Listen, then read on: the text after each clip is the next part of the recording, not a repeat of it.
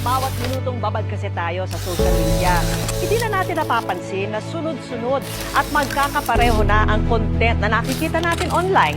Nagbabala ang mga eksperto kaugnay niyan para masigurong hindi exposed sa fake news ang inyong feed. Alamin kay Tia Arellano.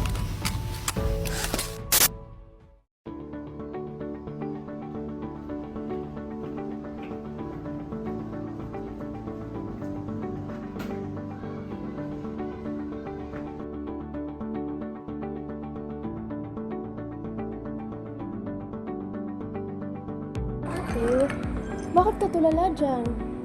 Wala. Weh, ano nga kasi? Kasi pinag-research kami tungkol dun sa mga yung paano nakakapagkalat ng maling information sa mga gobyerno, which is nakapaglalala lalo ng corruption. Hindi ko na alam paano gagawin ko. Latang na talaga ako. Tulungan mo kaya? Sa social media, bes.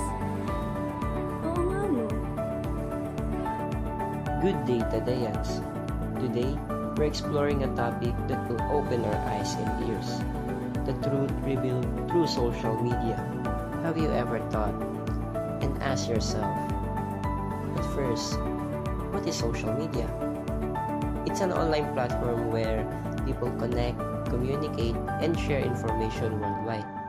It serves as a space for personal, professional, and societal exchange.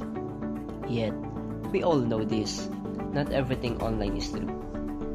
Fake news spreads quickly, but social media has also made us aware of what some politicians are doing, how they manipulate us, lie to us, and use us for their own benefit.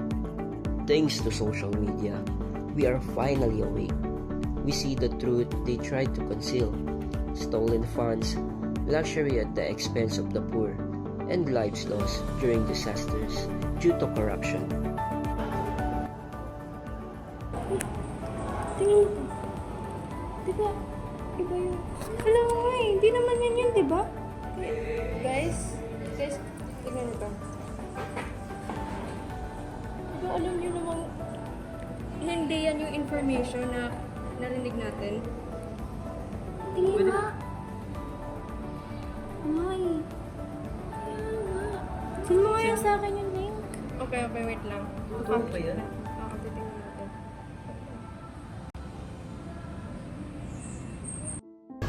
Paano nakakaapekto ang social media sa corruption?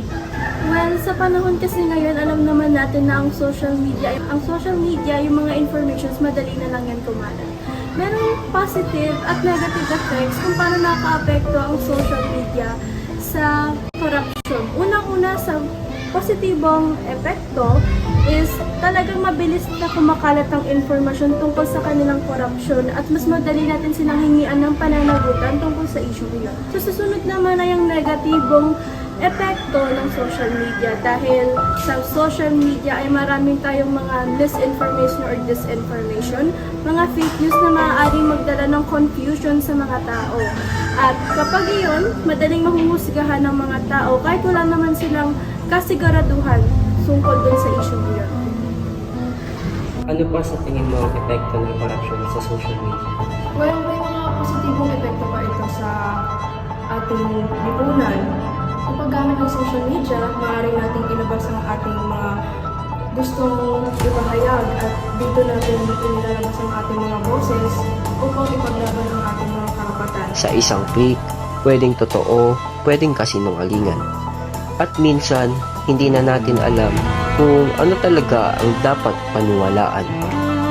Social media is powerful. It can expose corruption, but it can also mislead people. Disinformation is one of our biggest challenges. In this digital age, social media shapes how we see the truth. It can either open our eyes or blind us. Be informed, be responsible, and be part of the change.